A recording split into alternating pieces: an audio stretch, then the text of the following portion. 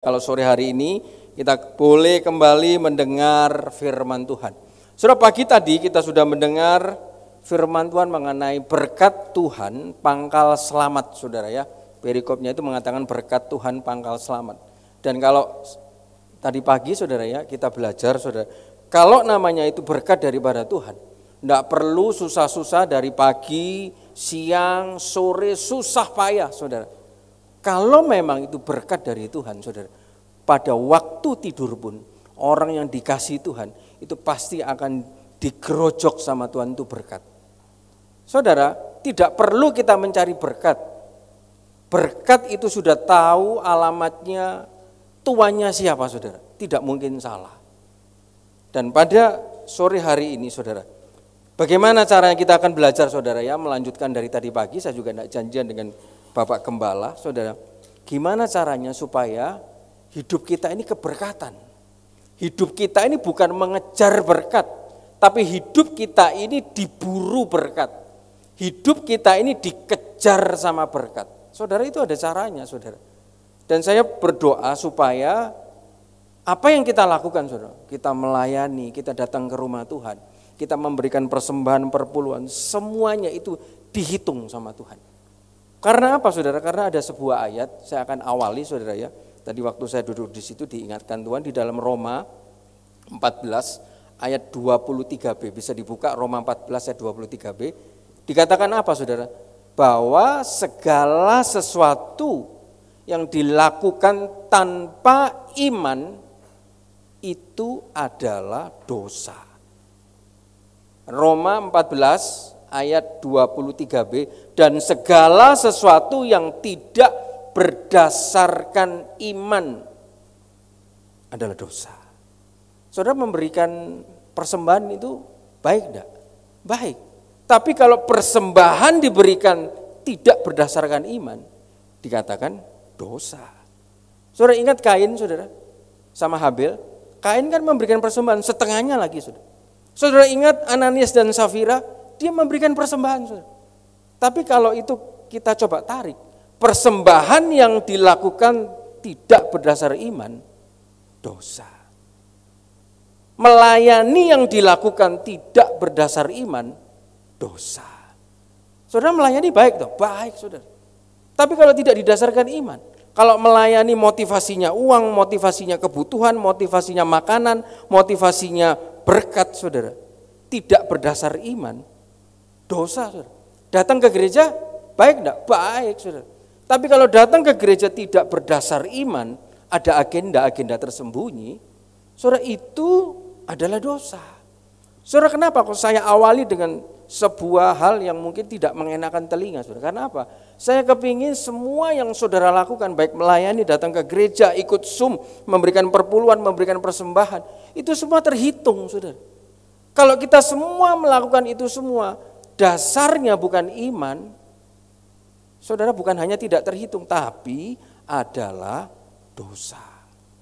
Nah saudara, kita mau meneruskan saudara. Saya tidak ada janji dengan Bapak Gembala saudara, bahwa gimana caranya hidup kita ini bisa memperoleh berkat daripada Tuhan, dan supaya orang-orang keberkatan itu akhirnya selamat saudara. Karena judulnya tadi pagi berkat Tuhan pangkal selamat. Gimana caranya hidup kita ini tidak perlu sampai kita susah payah bangun pagi-pagi, saudara, habis itu siang sampai duduk sampai jauh malam, sore susah payah saudara, baru dapat kericikan saudara. Bukan dapat banyak saudara, dapat kericik, dapat kecil. Tapi kita cuma tenang di rumah, berdoa, kelihatannya orang itu kok santai-santai ya, orang itu kok kelihatannya tidak kerja, tapi ada saja. Terus saudara, berkat itu datang terus saudara. Telepon sana, telepon sini, ada telepon berdering, ada orderan sana, ada berkat ini, ada berkat itu. Saudara, itu semua karena apa saudara? Karena ya asal muasalnya ya ayat ini saudara. Nah kita mau belajar ada satu orang saudara ya, tanpa perlu dia susah payah. Semua orang lagi mengerjakan, tidak bisa, digali ini itu tidak keluar. Tapi ketika orang itu sedikit saja bekerja, hasilnya sudah berbual-bual. Orang lain lagi mengalami kesepian, kelaparan, susah saudara, kerja ini susah, kerja itu susah. Tapi orang ini baru saja dia nabur saudara, tidak perlu sampai nunggu lama, sudah keluar 100 kali lipat. berarti hidup orang ini diburu berkat. Dan berkatnya bukan berkat manusia, berkatnya daripada Tuhan.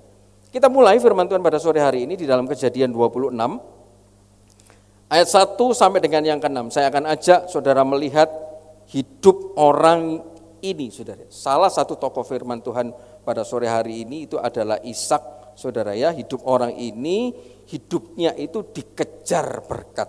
Nah, kita mau belajar supaya saudara, saya berharap sore hari ini siapapun juga yang hadir pada sore hari ini ataupun yang mendengar secara online, hidupnya tidak perlu susah-susah, tapi hidupnya sudah diburu dengan berkat.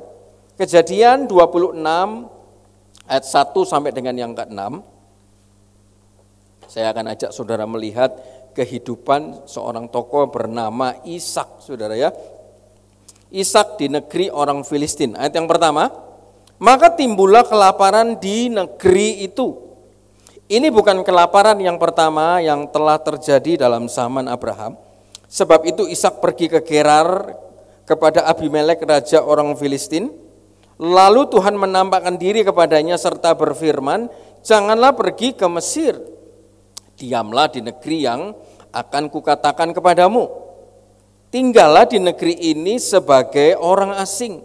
Maka aku akan menyertai engkau dan memberkati engkau. Sebab kepada mula dan kepada keturunanmu akan kuberikan seluruh negeri ini, dan aku akan menepati sumpah yang telah kuikrarkan kepada Abraham ayahmu. Aku akan membuat banyak keturunanmu seperti bintang di langit. Aku akan memberikan kepadamu keturunan seluruh negeri ini, dan oleh keturunanmu semua bangsa di bumi akan mendapat berkat. Karena Abraham telah mendengarkan firman-Ku dan memelihara kewajibannya kepadaku, yaitu segala perintah, ketetapan dan hukum-Ku. Jadi tinggallah Ishak di Gerar. Kita lihat ayat 12 sambungannya, saudara. Ketika dia di Gerar, saudara, Gerar itu nanti saya akan jelaskan kondisinya tanahnya Gerar itu seperti apa. Itu padang gurun, saudara. Ketika dia di Gerar, padang gurun, lagi kelaparan, lagi musim kemarau berkepanjangan, semua orang lagi nabur tidak bisa. Lihat ayat 12. Maka menaburlah Ishak di tanah itu, dan dalam tahun itu juga ia mendapat hasil 100 kali lipat, sebab ia diberkati Tuhan, dan orang itu menjadi kaya, bahkan kian lama kian kaya, sehingga ia menjadi sangat kaya. Wah, ini enak saudara ya.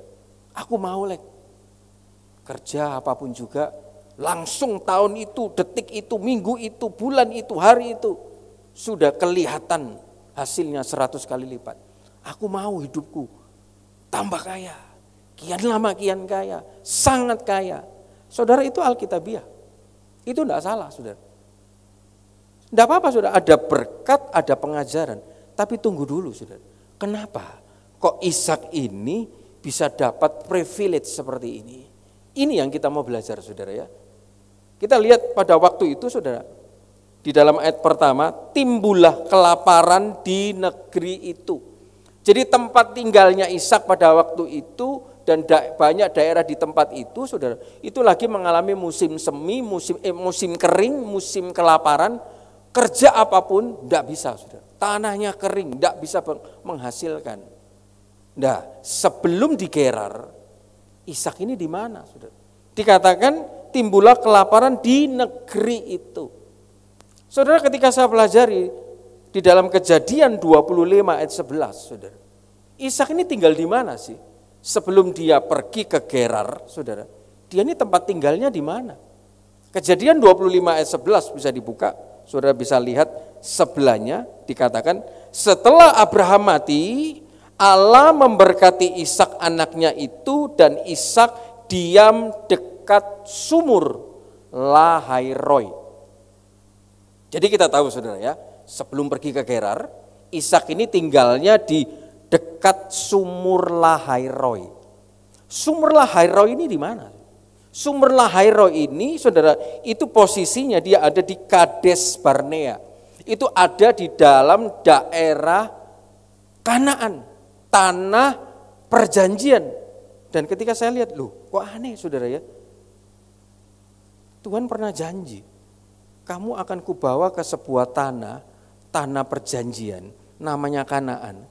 Tanah itu limpah susu dan madu. Tapi kenapa Ishak ini sudah tinggal di tanah perjanjian, di Lahairoi, tepatnya di selatan Kanaan saudara ya. Dan di dekat sebuah sumur, kok mengalami kelaparan? Kita simpan itu dulu. Apa itu sumur Lahairoi? Saudara pasti pernah ingat yang namanya Hagar, saudara ya. Hagar itu adalah salah satu istrinya Abraham yang bukan daripada Tuhan, karena akal manusia. Pada waktu itu dia bentrok, saudara, dengan istri aslinya Abraham, dia lari. Ya, jadi zaman dulu itu ketika ada masalah dalam rumah tangga, sudah ada perempuan-perempuan yang minggat, yang lari. Dia lari meninggalkan kemahnya, dia lari meninggalkan suaminya, lagi bawa anaknya Ismail, saudara. Dan dia tidak bawa perbekalan, saudara.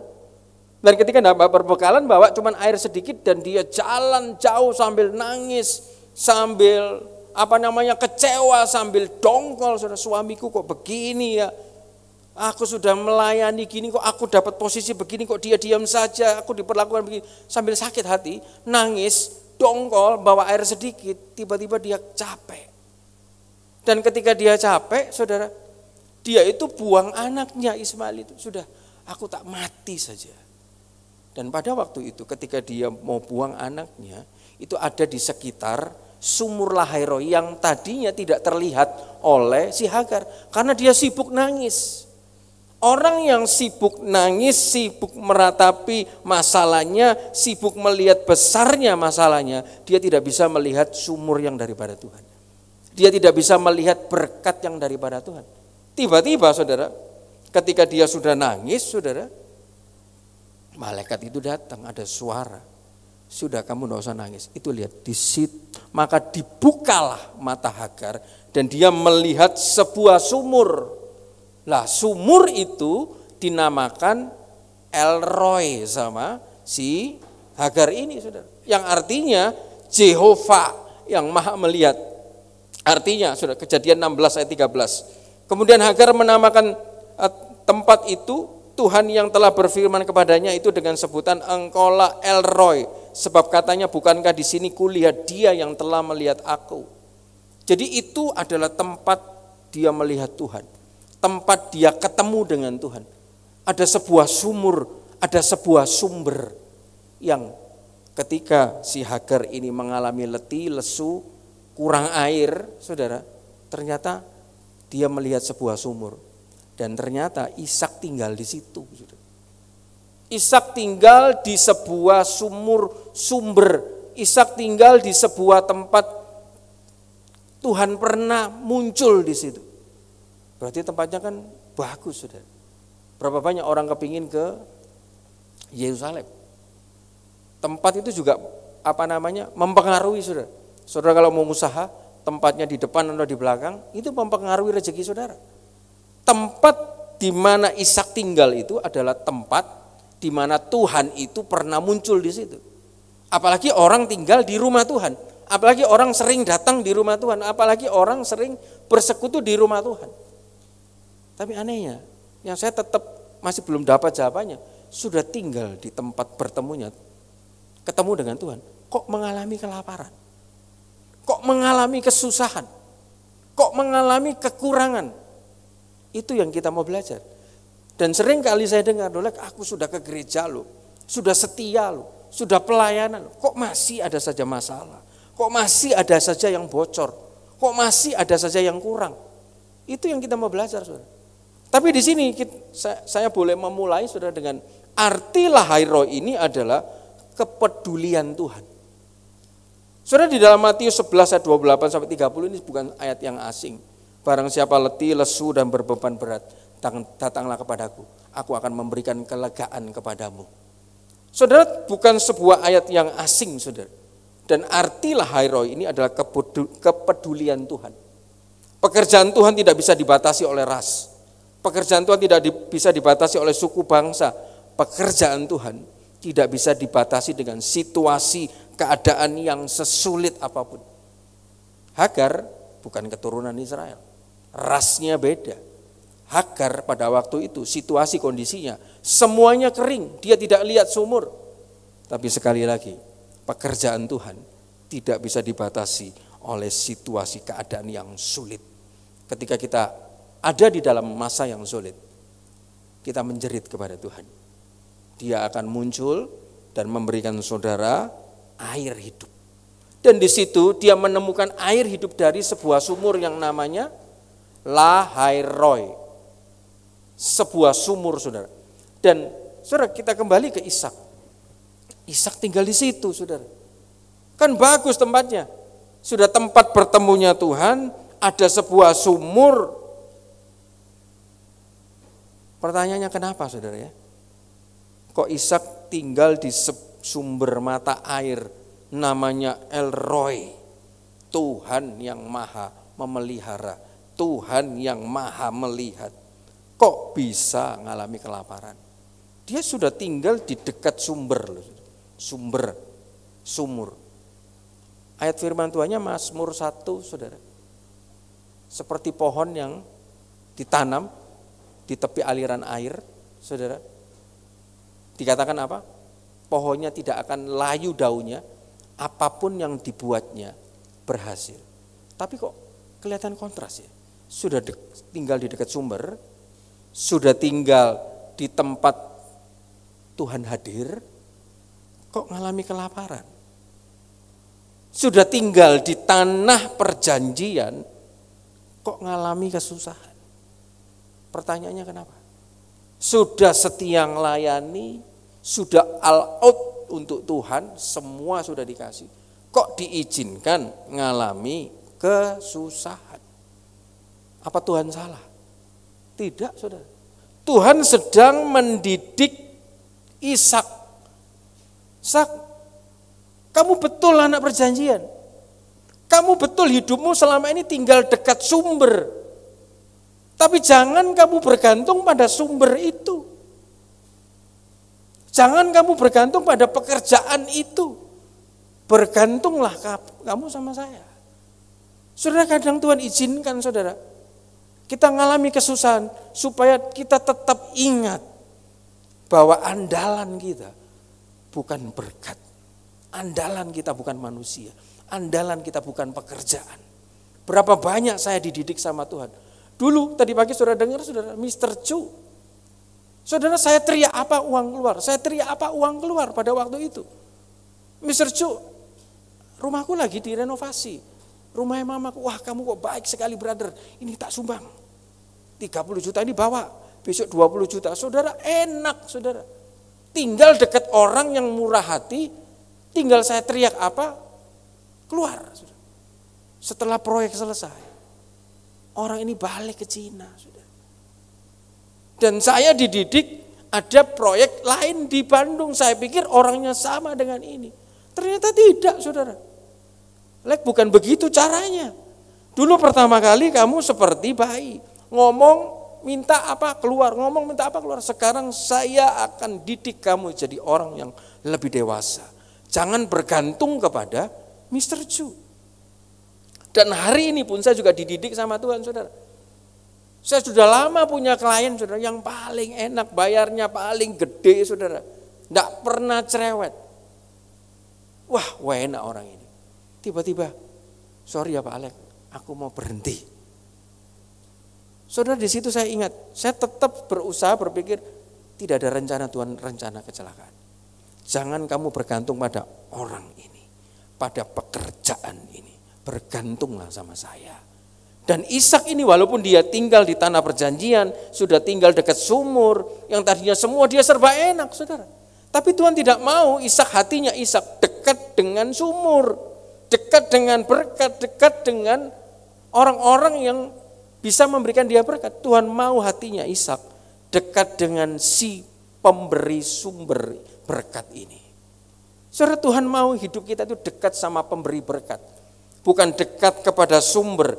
Karena itu diizinkan jawabannya kenapa. Walaupun dia ini tinggal di tanah perjanjian dekat sumur, mengalami kesusahan.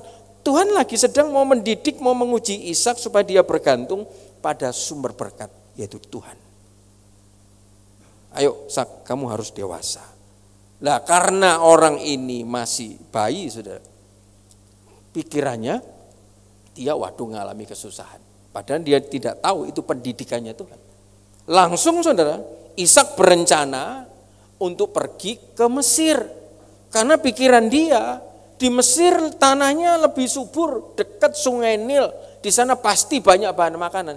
Dia berusaha pakai akalnya, dia berusaha pakai penglihatannya, dia langsung jalan ke Mesir. Pada waktu dia berjalan ke Mesir, dia berhenti di Gerar. Kenapa dia berhenti di Gerar, saudara? Kejadian 20 ayat 1, Abraham waktu kelaparan dia pergi ke Gerar. Lu kok sama?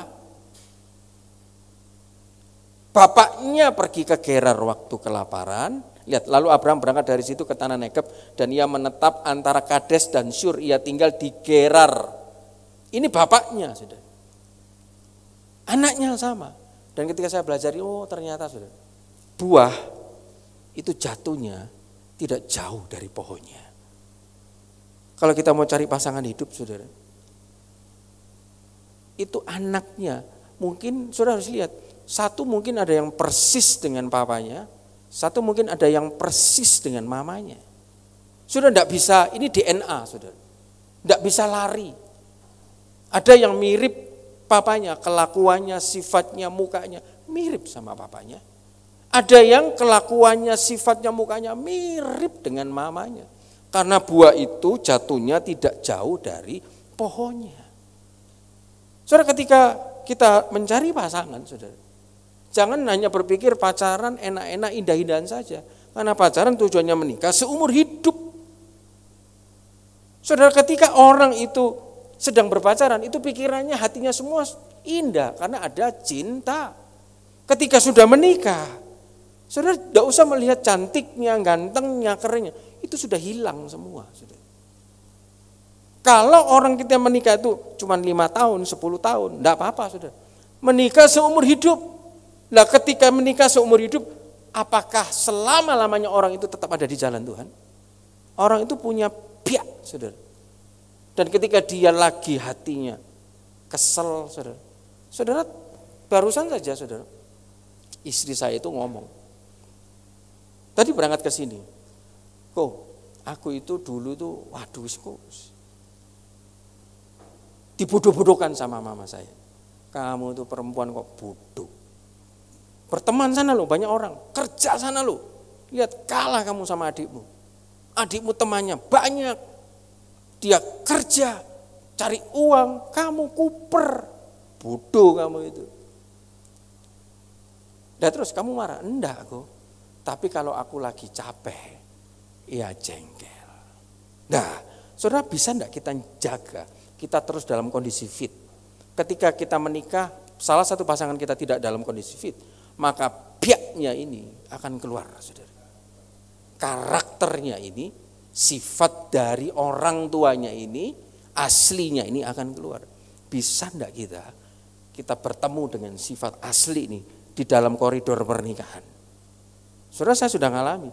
Novi sebelum menikah dan sesudah menikah, dia tahu karakter Alek. Novi lihatin, bapakku keras, mamaku juga. Ini keturunannya. Tapi saya bukan tipikal orang yang nampar perempuan, selingkuh, dugem, judi, tidak. Aku keras untuk baik. Sebelum nikah, lihat, ini ada batu hitam, bisa enggak kamu ketemu Alek yang seperti ini? Dan saya konsisten, saudara, karena itu sifat saya tak tunjukkan sebelum saya pacaran. Jadi dia enggak seberapa kaget ketika dia menikah. Tapi saya yang agak kaget, saudara, ya kan? Padahal saya kenal dia itu 10 tahun. Tapi 17 tahun saya tidak kenal dia. Karena waktu itu saya belum kenal. Dia nikah umur 26, 27, saudara. Saya kenal hampir 10 tahun, berarti kan ada 17 tahun saya tidak kenal dia. 17 tahun yang tidak kenal Novi ini muncul ketika menikah, saudara. Nah, ketika muncul ini, bisa enggak Alek yang sudah sekolah Alkitab, yang sudah melayani, yang sudah khotbah di mimbar, menerapkan firman? Saudara, karena apa? Buah jatuhnya tidak jauh dari pohonnya. Dan ini saudara, yang dilakukan Ishak sama persis dengan bapaknya. Ketika dia mengalami masalah, bapaknya lari ke Gerar.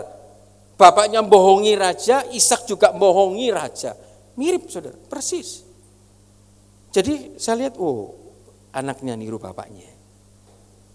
Jadi saudara, kita paham soal ini firman anak-anak muda saudara. Dan ketika di Gerar saudara, Gerar itu adalah kota Filistin, dia ada di utara Gaza saudara. Berbatasan dengan Mesir, tanahnya itu lebih subur, lebih makmur, lebih kaya raya dan ada sungai Nil. Pikirannya Ishak, kalau aku di situ mungkin akan lebih mudah, aku dapat makanan, istriku, anakku bisa hidup. Saudara, Ishak itu nikah umur 40. Papanya mati umur 175, Ishak umur 75 tahun. Dan pada waktu itu saudara, dia sudah punya anak. Saudara. Dia bukan hanya Ishak sendiri, dia punya istri, punya anak. Dan dia harus bawa satu keluarga ini sebagai kepala harus bertanggung jawab saudara terhadap istri dan anak-anaknya. Dia mikir saudara.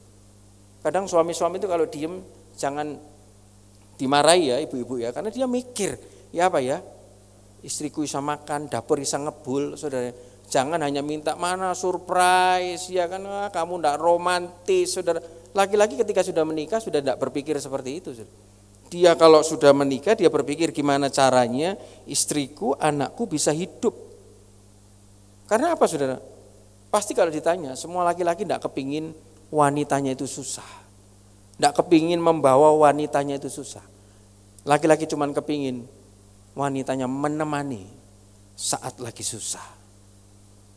Karena apa? Ketika dua orang bersekutu sama-sama, kondisi itu bisa berubah. Percaya Tuhan, sama-sama bergandeng tangan, berseru sama Tuhan, kondisi keuangan, kondisi rumah, kondisi kesehatan, kondisi keluarga, rumah tangga, semua bisa berubah jadi lebih baik. Dan Ishak ini pada waktu itu mikir gimana caranya istri anaknya tetap hidup. Ya sudahlah, tak bawa ke Mesir. Lah ini yang seringkali orang-orang Kristen itu salah. Karena apa? Dia hidup bukan karena percaya. Dia hidup karena melihat 2 Korintus 5 ayat 7. Bisa dibuka, 2 Korintus 5 ayat 7. Saudara lihat, orang hidup itu harus karena iman. Karena percaya, bukan karena melihat. Sebab hidup kami ini adalah hidup karena percaya, bukan karena melihat. Saya pernah khotbah ini disampaikan oleh Paulus. Yang hidupnya bukan gampang-gampang amat diberkati Tuhan, tidak. Karam kapal, dirajam batu, diracun orang, dimaki orang, difitnah orang, masuk penjara, dipasung. Tapi kok bisa orang seperti itu dia ngomong hidup bukan karena melihat, tapi karena percaya. Orang kalau bisa punya prinsip ini, saudara, biarpun dia hidupnya lagi dipasung, di penjara, dia nyanyi saja, tidak sampai 5 menit, pasungannya terbuka, penjaranya terbuka, kuasa Tuhan turun. Saudara belajar itu Paulus dan Silas ketika dia di penjara. Dia punya iman seperti ini, tidak apa-apa aku di penjara, dipasung, karena aku berbuat berdasarkan imannya. Berbahagialah orang yang menderita karena Tuhan, dia akan mendapatkan hidup yang kekal. Dia punya iman seperti itu. Dan waktu dia menyanyikan sebuah lagu, pada saat dia susah dipasung, itu saudara surga langsung bergetar. Detik itu juga pasungannya terbuka, penjaranya terbuka. Karena orang hidup bukan karena melihat. Tapi Ishak pada waktu itu tidak salah, Tuhan lagi mendidik Ishak. Ishak, hidupmu jangan hanya kepada sumur Laharoi ini. Hidupmu jangan hanya tanah perjanjian ini. Kamu harus hidup berdasarkan iman. Dan Ishak saudara, waktu itu belum ngerti gimana caranya hidup berdasarkan iman. Dia jalan mau ke Mesir, dan tiba-tiba dia berhenti di Gerar.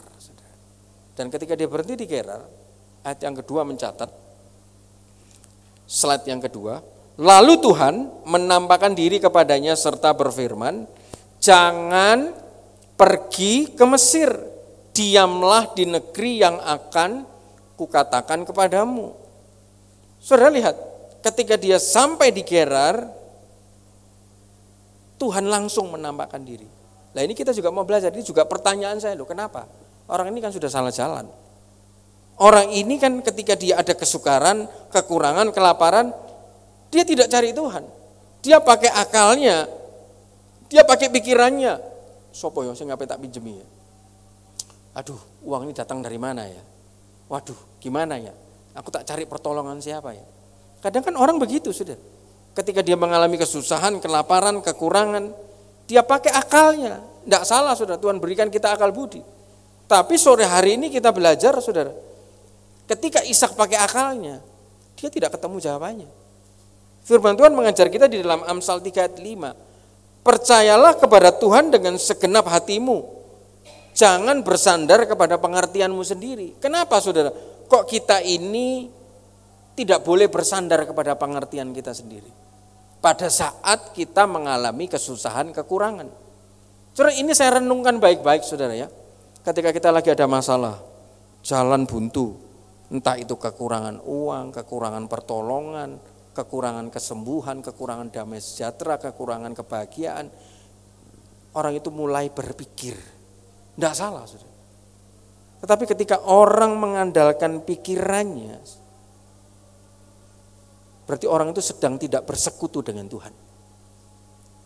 Lah saudara, orang yang tidak sedang bersekutu dengan Tuhan, pengertiannya itu gelap. Pengertiannya itu standarnya bodoh. Pengertiannya itu standarnya sia-sia. Loh, kamu ngomong jangan ngawur. Aku ini mikir, aku ini S1, S2, profesor, sekolah, kuliah. Saudara, saya ngomong pasti ada dasarnya. Saudara buka di dalam Efesus 4. Pengertian orang yang tidak bersekutu dengan Tuhan itu gelap dan standarnya bodoh dan sia-sia. Efesus 4 ayat 17 sampai 18. Sebab itu kukatakan dan kutegaskan ini kepadamu di dalam Tuhan, jangan hidup lagi sama seperti orang-orang yang tidak mengenal Allah dengan pikirannya yang sia-sia. Terus, dan pengertiannya yang gelap, jauh dari hidup persekutuan dengan Allah. Karena kebodohan yang ada di dalam mereka dan karena kedegilan hati mereka. Jadi ketika kita menghadapi masalah, entah itu apapun masalahnya, seberapapun besarnya, seberapapun sulitnya, saudara coba kita jangan pakai pengertian kita sendiri. Karena ketika kita coba pakai pengertian kita sendiri, itu saudara kualitasnya itu dikatakan itu bodoh. Dan hasilnya pasti gelap. Karena pakai pengertian kita sendiri. Kadang saudara, saya itu malu sama Tuhan. Saudara, saya pernah disuruh sama Tuhan, kamu lakukan hal ini. Tuhan, ini susah, ini sulit, ini bukan sub-bidang saya. Sudah kamu lakukan. Sudah dia yang suruh, saya sudah minta peneguhan. Saya jalan. Ketika saya jalan, kok enak. Pintu 1 terbuka, pintu 2 terbuka, pintu 3, pintu 4, tinggal terakhir pintu 5. Buntu. Dan ketika buntu, wah ini buntu, pintu 1, 2, 3, 4 percuma ini. Saya agak ngomel, Tuhan kamu yang suruh. Pintu 5 ini buntu. Saya sudah dibantu orang A dari pintu 1 sampai pintu 4. Tinggal 1 langkah lagi, orang A ini dipindah tempatnya saudara. Dan saya harus ketemu orang baru lagi. Waduh, lobiannya itu susah saudara. Dan butuh bukan minggu, bulan. Sudah lobi berbulan-bulan. Tapi ternyata apa saudara? Ketemu orang baru yang saya tidak kenal. Dan hasil akhirnya, wah wis, ini gak jadi berkat pikiran saya. Gelap toh? Sudah nyampaikan firman tapi pakai pikiranku sendiri. Karena saya lagi ngerjakan sesuatu yang saya tahu saudara. Sudah jalan 1, 2, 3, 4. Wah wis, ini buyar ini 1, 2, 3, 4 ini. Orangnya wis no. Tapi saudara, ketika saya mengandalkan Tuhan, saya ngomong, Nov, kita sembahyang, Nov. Dono jalan. Suamimu sudah tidak punya hikmat lagi. Ketika sembahyang, saudara, saya tidak pakai hikmat kekuatan saya. Tiba-tiba orang baru ini, saudara, memberikan sebuah kelonggaran yang begitu longgar, saudara. untung saya ketemu orang baru ini. Kenapa? Tadinya ketika saya pakai, mungkin kalau orang A yang tadi saya pakai ini sudah, mungkin rezeki yang saya terima cuma 2. Tapi berhubung orang A ini pergi, sudah diganti orang B, rezeki yang saya terima jadi 10 sudah. Saudara, kadang Tuhan punya rencana yang kita tidak tahu ke depannya apa. Dan akhirnya ketika saya sudah terima rezeki itu, saya malu sama Tuhan. Iya Tuhan ya, aku tidak tahu ke depan, tapi aku agak sedikit bersungut sama kamu. Padahal kamu punya rencana 10. Kalau dilanjutkan dengan orang B, aku cuma dapat 2. Saya nangis. Karena itu saudara, ketika kita menghadapi apapun jangan pakai pengertian kita sendiri. Kalau pakai pengertian sendiri dikatakan tadi gelap. Tuhan ngomong sama Ishak, jangan kamu ke Mesir. Kamu diam di tanah ini. Diam di negeri ini. Disuruh diam. Saudara, bahasa diam ini adalah sakan. Artinya adalah tenang. Ketika kamu mengalami masalah, kesukaran, kamu diam. Kamu tenang, kamu percaya saja. Jangan gegabah, jangan action pakai kekuatanmu sendiri, tunggu waktunya Tuhan. Karena dia Tuhan yang memelihara dan menyediakan. Kalau Tuhan belum waktunya, sudah jalan saja. Jangan berusaha pakai kungfu A, kungfu B, kekuatan kita sendiri. Sudah. Karena saya pernah sering alami itu. Saya pakai A, B, C, wah iya salah ya. Harusnya aku diam ya. Tuhan yang menyelesaikan. Saudara, Tuhan nyuruh sama si Ishak, kamu diam di tanah ini. Diam di Gerar ini. Saudara lihat itu petanya, bisa agak di zoom lagi. Bisa di zoom lagi. Petanya itu bisa di zoom, bisa dibesarkan. Di bawah. Terus bawah. Lah, itu sudah ada Kades Barnea. Naik sedikit sebelahnya Simeon itu ada Gerar. Turun lagi ke Kades Barnea tadi.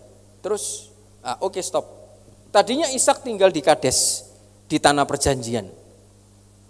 Lagi musim kering, dia mau lari ke Mesir, dia harus melewati Gerar. Ternyata Gerar itu masih wilderness of sin. Wilderness of sin itu padang gurun sin. Masih panas. Masih tanahnya itu kering.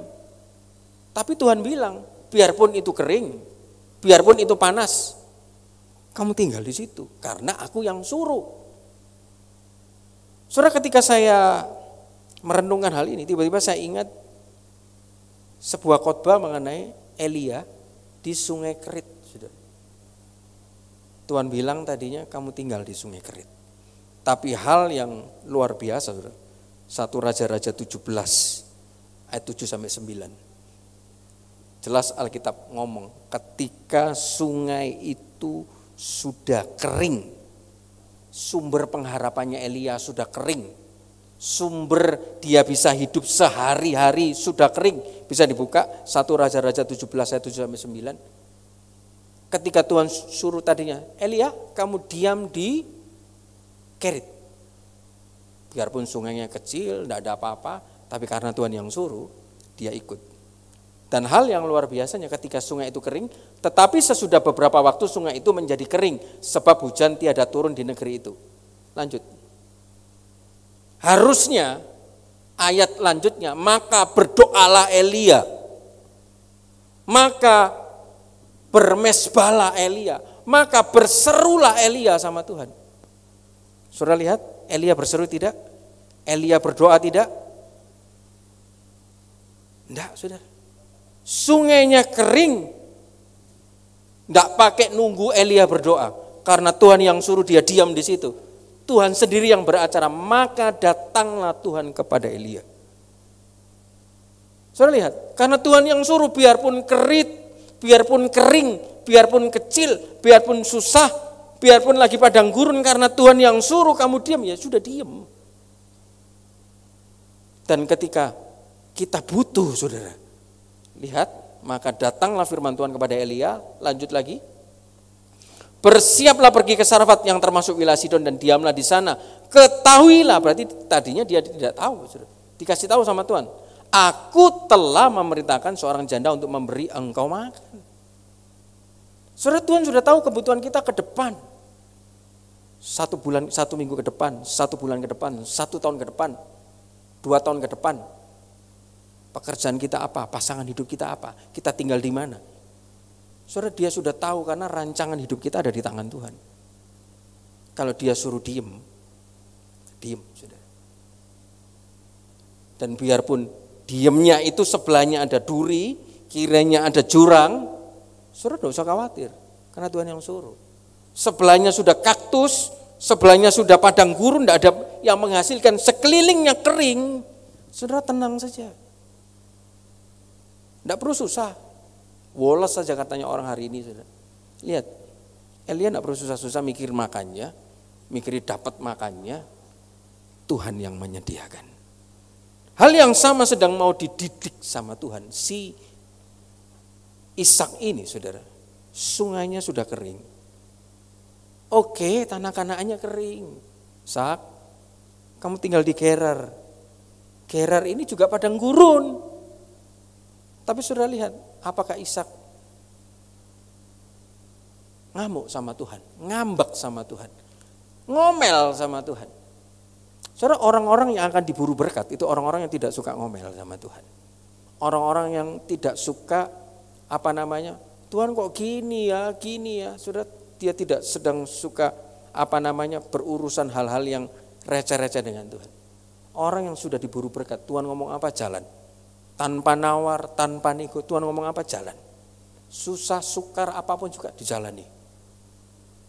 Saudara, nanti saya akan tunjukkan, saudara. Kenapa saudara ya? Kok Ishak disuruh diam di Gerar? 1 Korintus 10 ayat 13, pencobaan-pencobaan yang kamu alami itu pencobaan-pencobaan biasa. Sekali lagi, yang kita alami hari ini itu biasa. Alkitab yang ngomong.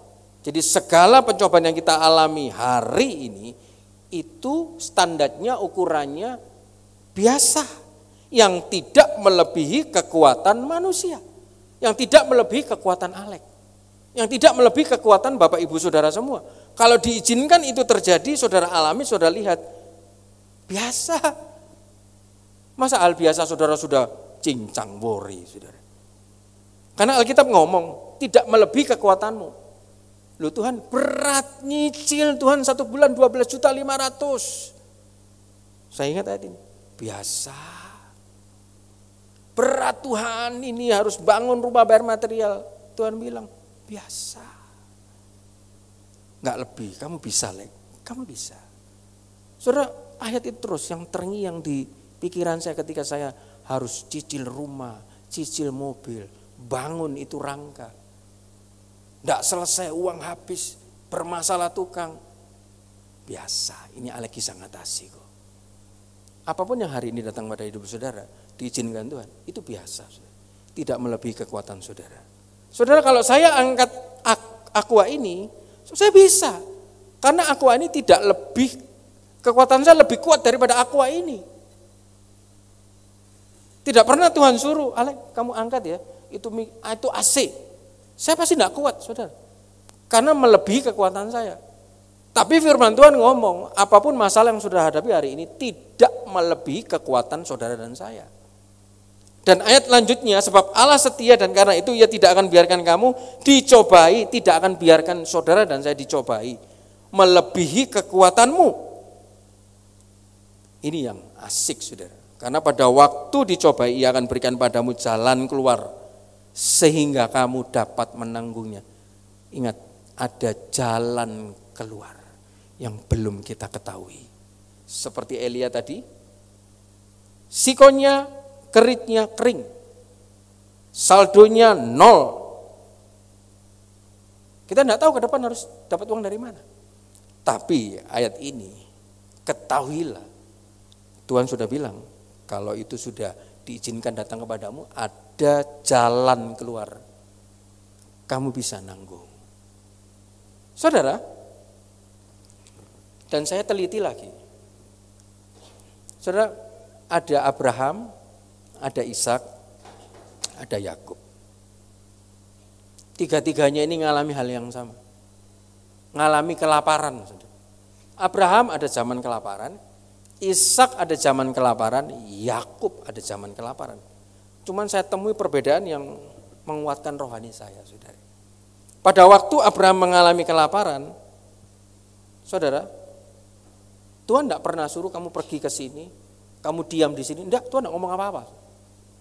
Abraham bebas, kamu mau diam, kamu mau pergi. Tidak ada firman datang sama Abraham. Waktu Ishak mengalami kelaparan, suara Tuhan datang. Tinggal diam di sini, jangan ke Mesir. Yakub ketika dia mengalami kelaparan, justru Tuhan bilang, kamu pergi ke Mesir. Aku akan membuat engkau besar. Di sini yang menggelitik saya tak periksa. Oh ya, situasinya sama, seasonnya sama, tapi cara Tuhannya beda-beda. Kalau Abraham, Tuhan tidak ngomong kamu pergi ke sana, bebas. Kamu mau pergi, kamu mau diam, bebas. Kalau Ishak, kamu tidak boleh pergi ke Mesir, diam di sini. Kalau Yakub, pergi ke Mesir, malah disuruh pergi sama Tuhan. Saudara, ketika saya teliti, saudara, ternyata saya temui ada 3 karakter yang berbeda. Abraham ini, dia pria yang memiliki persekutuan yang akrab dengan Allah. Kemana-mana dia buat mezbah, dia punya persekutuan yang erat. Dan bagi Abraham, pikirannya Abraham, karakternya Abraham, bagi Abraham semua tempat, semua keadaan sama saja. Saudara ingat ketika diperhadapkan, ayo kamu milih Sodom dan Gomora atau milih sini. Abraham tenang saja, saudara. Dia biarkan ponakannya milih sendiri. Padahal dia tahu Abraham lebih laucen, lebih berpengalaman. Saudara. Wah, ini tak biarkan ponakanku yang milih, dipilih tanah yang subur, banyak buahnya. Tinggal tanah yang kering, tapi Abraham santai, saudara. Kamu mau milih ke Sodom dan Gomora, ambil. Karena dia orangnya sudah punya persekutuan yang erat dengan Tuhan. Mau keadaan kering, mau keadaan basah, mau keadaan kelimpahan, dia tetap percaya sama Tuhan. Tapi kalau Ishak berbeda, saudara. Ishak ini pria yang baik, tapi dia belum sanggup menghadapi kesukaran. Ada saudara ya, ada anak yang baik, saudara. Tapi belum pengalaman, saudara. Ishak ini baik, saudara. Dia taat sama bapaknya. Tapi selama ini dia dapat berkat hanya cuman dari bapaknya. Dia terima berkat lengseran dari bapaknya. Tadi saudara baca, Ishak menerima berkat karena Abraham menaati firman. Dia dapat berkat dari bapaknya. Karena itu waduh, Tuhan sudah lihat jauh. Anak yang baik ini, anak yang polos ini, kalau tak biarkan ke Mesir, hancur dia, tidak bisa. Makanya Tuhan bilang, Ishak, kamu diam di sini. Dia pria yang polos, dia pria yang tulus, pria yang baik, belum pernah dia menghadapi kesukaran yang begitu sukar, saudara. Harus ditemukan Mesir, Tuhan sudah bisa ngukur, saudara. Ishak tidak mampu. Sudah kamu diam di Gerar dulu saja. Tapi kalau Yakub, saudara, Yakub kenapa disuruh ke Mesir? Karena Yakub ini pria yang sudah biasa menghadapi kesulitan. Dia sudah dibedakan dengan bapaknya. Habis itu dia lari, dia ketemu sama Laban, dia harus berternak tahunan untuk mendapatkan hasilnya. Dia sudah pengalaman. Oh, Yakub ini bisa, kalau ke Mesir bisa. Jadi saudara, setiap orang itu harus punya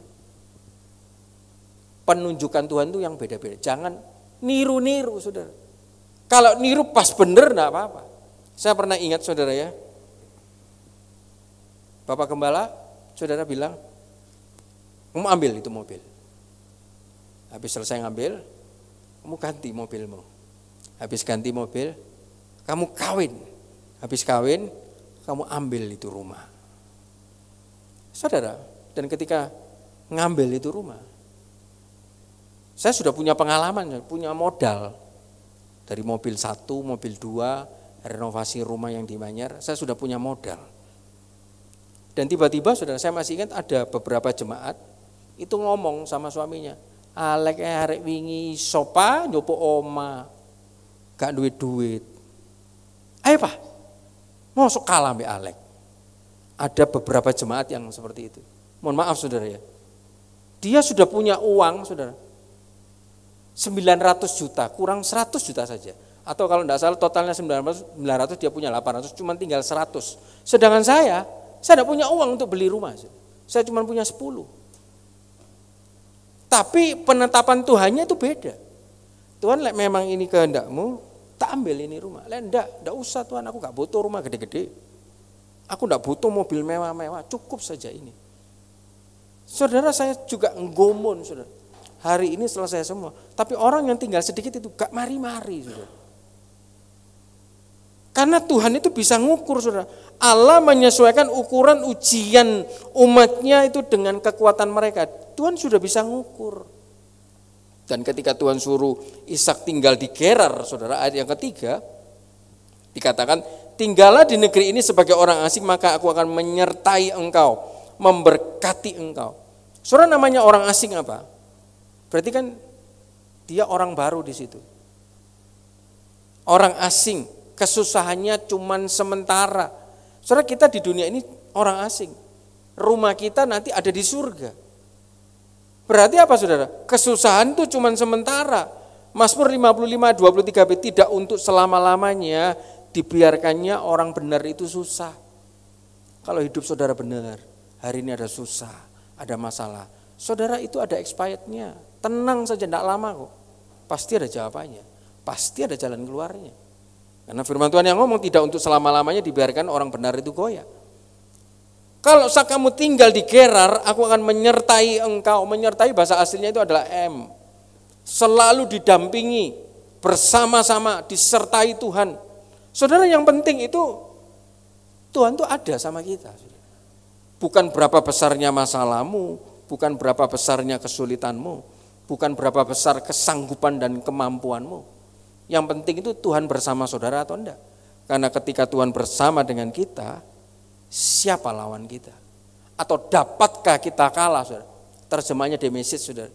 Can you lose? Ketika Tuhan bersama dengan kita, siapa lawan kita? Dapatkah kita kalah? Tidak dapat, saudara. Karena yang nyertai kita raja di atas segala raja. Dan di sini sudah dikatakan, aku akan memberkati engkau. Memberkati itu bahasa aslinya barak, saudara. Ternyata ada kata-kata engkau. Spesifik memberkati engkau. Berarti akar ekah, yang artinya, saudara, khusus kepadamu Tuhan akan memberkati melebihi apa yang dijanjikan. Saudara, di dalam Efesus 3 ayat 20 ada firman Tuhan mengatakan apa? Bagi dialah yang dapat melakukan jauh lebih banyak daripada yang kita doakan, daripada yang kita pikirkan, seperti yang nyata dari kuasa yang bekerja dalam kita. Saudara, hari ini saya tidak pernah berpikir, saudara, saya akan hidup, saya akan punya rumah sebesar ini. Bukan sombong, saudara, 3 lantai. Bukan sombong, saudara, kamar saya, saudara, hotel bintang 5 kalah, saudara. Saya tidak pernah pikir punya kamar seperti itu. Saya tidak pernah pikir punya rumah seperti ini. Dulu, saudara, saya kalau, loh kok kamu dulu mikir? Enggak, paling kamu dulu kawin dengan Alek yang dulu, paling ya ukuran paling ya rumah 4x12 loh. Di perumahan kecil saja. Cukuplah buat saya. Enggak perlu mobil ya satu saja, punya motor satu, ataupun enggak punya mobil ya kita naik sepeda motor. Saya enggak punya bayangan, saudara. Enggak punya bayangan apapun untuk bisa sampai di titik ini. Tapi sekali lagi firman Tuhan mengatakan, Dia Allah yang akar ekah, Dia bisa memberkati melebihi apa yang saudara doakan, melebihi apa yang saudara pikirkan. Ketika hidup saudara dengar suara Tuhan, melakukan firman Tuhan, hidup benar. Kalau Ishak bisa, dia menabur dapat 100, kian lama kian kaya, tambah kaya, sangat kaya. Saudara dan saya juga bisa. Dan kita lihat, saudara, dikatakan, sebab kepadamu dan keturunanmu kuberikan seluruh. Tuhan kalau memberikan tidak separuh-separuh, kalau berkat Tuhan tidak setengah-setengah, seluruh diberikan. Bukan hanya kepada Ishak, tapi dikatakan kepadamu dan keturunanmu. Saudara, ketika saya baca ayat ini saya ingat Mazmur 37:25. Dari dahulu aku muda sampai menjadi tua, tidak pernah kulihat orang benar ditinggalkan. Saudara, sejak zamannya Salomo, Daud, Alkitab ini yang ribuan tahun, tidak pernah dilihat orang benar itu ditinggalkan. Dan ada lanjutannya, saudara. Dan anak cucunya meminta-minta. Jadi saudara, apa yang saudara lakukan hari ini, itu efeknya sampai kepada anak cucu saudara.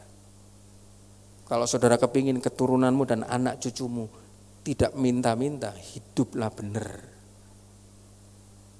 Karena firman Tuhan sudah ngomong, dari muda sampai tua, zaman Salomo, Daud, Abraham, tidak pernah dilihat orang benar itu ditinggalkan.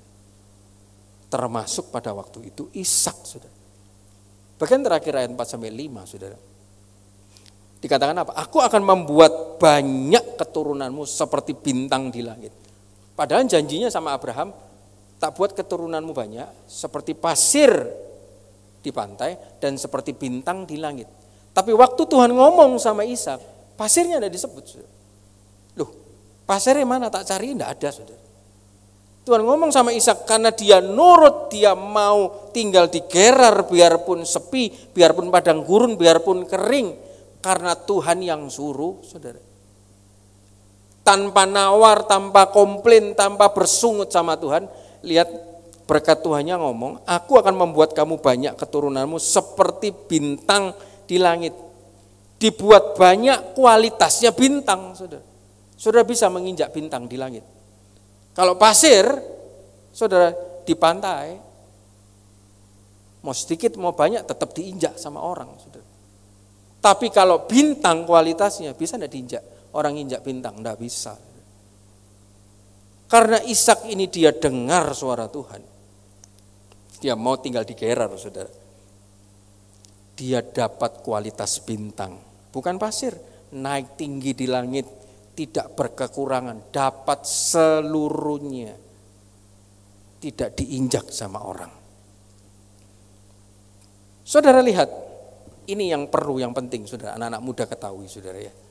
Lihat, ternyata saudara, ayat yang kelima itu tadi dikatakan setelah aku akan membuat banyak keturunanmu seperti bintang di langit, aku akan berikan kepada keturunanmu seluruh negeri ini dan oleh keturunanmu semua di bumi akan mendapat berkat. Tidak titik koma. Karena Alkitab saja dibuka. Karena Abraham telah mendengarkan firman-Ku. Siapa Abraham? Bapaknya. Ishak dapat berkat dari bapaknya. Ishak belum buat apa-apa, saudara. Belum buat sesuatu apapun untuk Tuhan. Tapi karena ada seorang bapak yang mendengarkan firman, memelihara kewajibannya. Lihat saudara, orang-orang yang bisa memelihara tugas pekerjaan Tuhan dengan baik, anak cucunya tidak akan dibiarkan sama Tuhan. Abraham selain dia suka dengar firman, dia memelihara kewajibannya. Apa yang sudah diwajibkan Tuhan sama saudara dan saya? Kalau saudara pelihara baik-baik, kualitas hidupmu bintang, saudara. Kualitas hidupmu bukan pasir, kualitas hidupmu langit. Kalau saudara mau dengar firman, mau pelihara, bukan waktu firman tidur, saudara. Kalau saudara dengar firman tidak berdasarkan iman, dosa, saudara. Tapi kalau dengar firman, aku mau dengar Tuhan mau ngomong apa hari ini. Saudara perhatikan baik-baik, saudara dengar baik-baik. Apalagi ada yang mencatat. Saudara, Tuhan tahu setiap daripada kita yang kita lakukan dasarnya iman atau bukan. Lihat, Ishak dapat berkat ini karena ketaatan bapaknya, saudara. Berkat Ishak karena Abraham. Sampai bapaknya disebut 2 kali. Dengar firman Tuhan, dia taat. Dia pelihara kewajiban, tugas pelayanan pekerjaan Tuhan. Allah mengangkat Abraham itu sebagai teladan. Disebut bapak orang beriman. Ketaatannya yang bersumber daripada iman. Abraham telah berusaha sungguh-sungguh untuk memelihara hukum dan perintah Tuhan, saudara. Karena itu Allah memberkati Abraham, Ishak, dan juga jemaat surya kebenaran yang mau dengar firman dan memelihara tugas kewajibannya dengan baik-baik. Pasti dipelihara. berkat itu yang datang menghampiri. Ulangan 28 ayat 1 sampai 2. Ini kita mau masuk akhir-akhir sudah. Ulangan 28 ayat 1 sampai dengan yang kedua. Jika engkau baik-baik mendengarkan suara Tuhan Allahmu dan melakukan dengan setia segala perintahnya yang kusampaikan kepadamu hari ini, maka Tuhan Allahmu akan mengangkat engkau. Atau maka engkau akan bekerja keras, Tuhan akan baru mengangkat engkau. Enggak.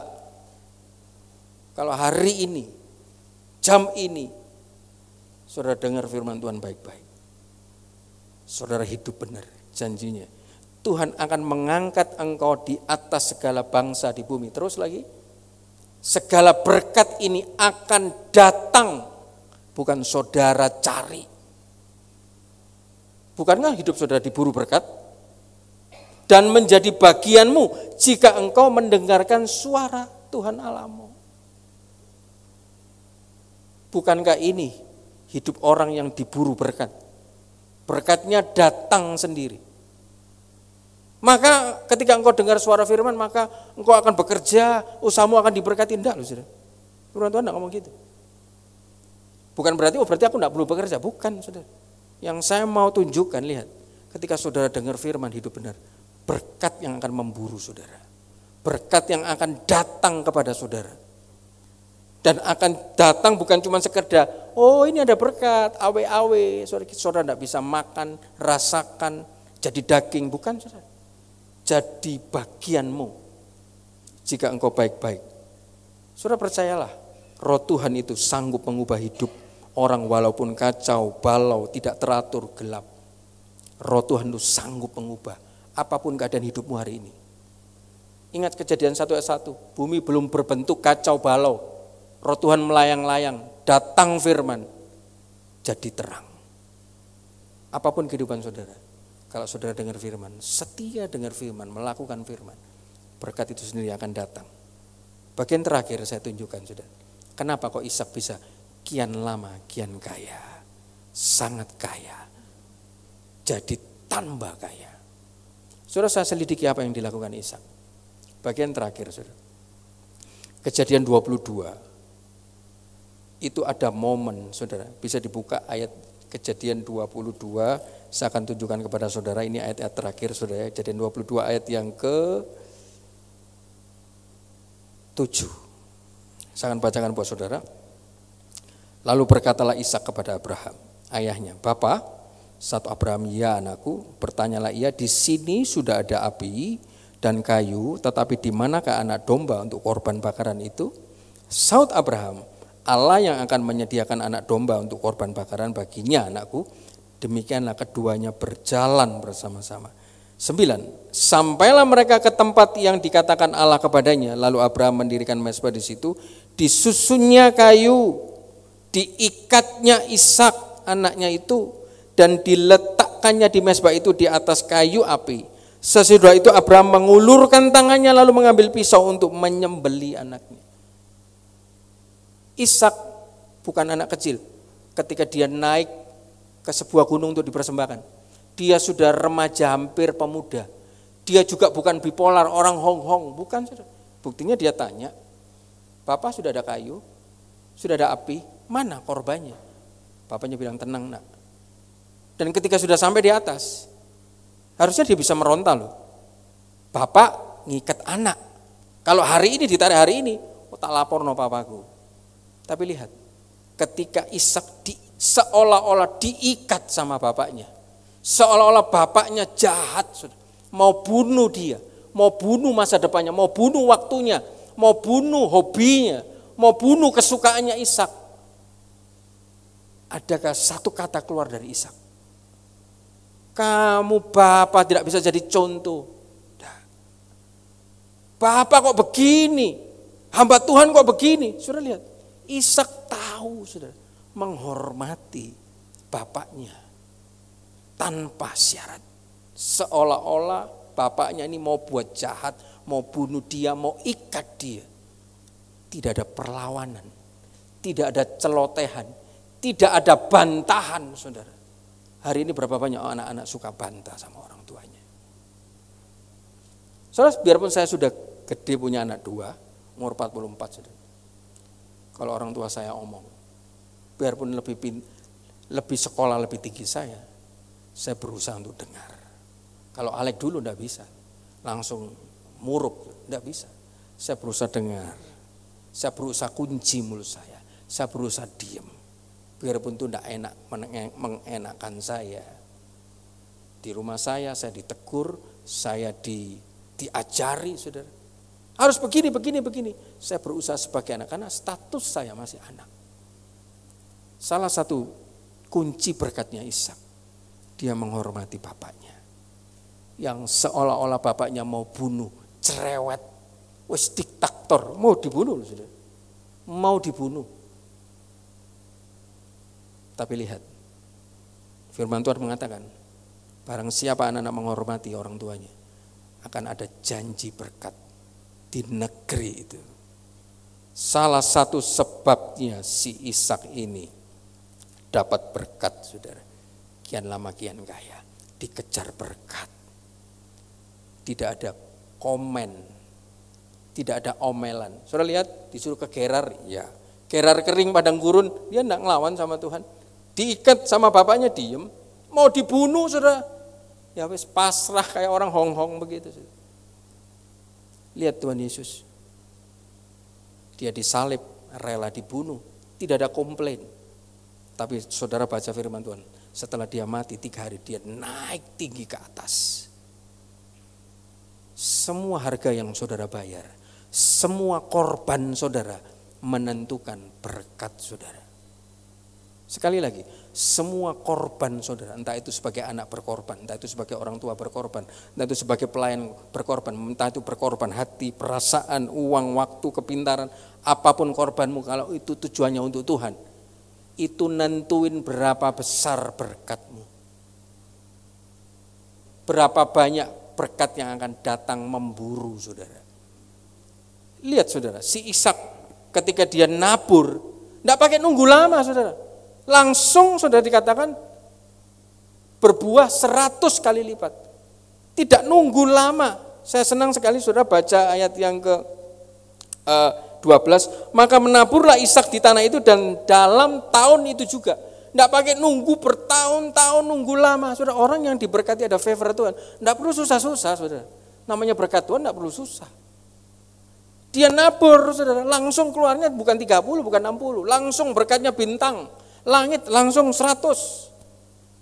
Bayangkan, nabur 1 juta, 100 berarti dapat 100 juta. Nabur 10 juta berarti dapat 100, dapat 1 miliar. Saudara, orang yang senantiasa taat, tidak ada bantahan, tidak ada omelan, dengar firman, mau melakukan firman, saudara, apa yang dilakukan senantiasa berhasil. Dan porsinya bukan 30, porsinya bintang, porsinya langit 100. Kian lama kian kaya, tambah kaya, dan yang saudara kalau baca sampai akhir, saudara, sumur-sumur yang digali sama Abraham zaman dulu yang tidak keluar air, saudara, sekali disentuh sama Ishak, keluar air yang berbual-bual. Segala yang dikerjakan Ishak walaupun tadinya kering, tertutup, bisa terbuka. Lihat ayat yang ke 15 saudara, Kejadian 26 ayat 15. Segala sumur yang digali dalam zaman Abraham ayahnya oleh hamba-hamba ayahnya itu telah ditutup oleh orang Filistin dan ditimbun dengan tanah. Apapun yang tertutup. Firman Tuhan saudara, ketika Tuhan sudah membuka tidak ada yang bisa menutup, ketika Tuhan sudah menutup tidak ada yang bisa membuka. Karena si Ishak ini sedang dia taat dalam pendidikan Tuhan, sedang ada di dalam jalan Tuhan, sedang melakukan pekerjaan Tuhan. Saudara, sama Tuhan dikasih bobot ilahi. Apa yang disentuh sama Ishak, biarpun tertutup, biarpun buntu, biarpun tidak keluar air, ketika disentuh sama orang ini, langsung berbual-bual airnya. Saudara lihat, dan di dalam ayat 28 sampai 29 disuruh pergi sama Abimelek. Sudah sak, kamu sudah lebih jauh, lebih besar, lebih kaya dari aku. Hidupnya Ishak diburu berkat. Dia dapat berkat berbual-bual. Dia diburu sama berkat. Sore malam hari ini firman Tuhan sudah diberitakan, sudah saudara dengar. Saya berdoa hidup kita bukan mengejar berkat, tapi hidup kita diburu oleh berkat. Tapi kita belajar dari Ishak, tidak ada omelan, dia taat sampai mati, dia dengar suara Tuhan, dia lakukan firman, dia ikuti pendidikan Tuhan, dia dapat berkat Tuhan, diburu berkat apa yang dikerjakan berhasil, dan hasilnya, kualitasnya langit. Puji Tuhan, demikian firman Tuhan, supaya bisa menjadi berkat. Saya kembalikan kepada Bapak Gembala.